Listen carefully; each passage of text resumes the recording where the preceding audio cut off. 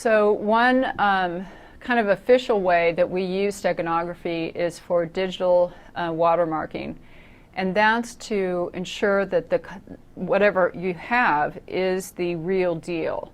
It's a way to ensure that this isn't a copy.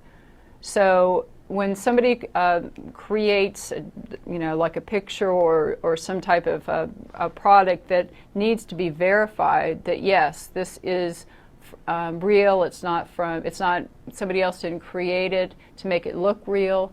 And how they do that is they take a tool, just like I talked about, and put data in the actual, let's say it's a graphic, and the system that receives it knows to check for what's called a watermark, to pull that information out, put it together to be able to verify, yes, this is real. It's somebody's not trying to send me something that did not come directly from the company, or is trying to fool me that it's not a valid product.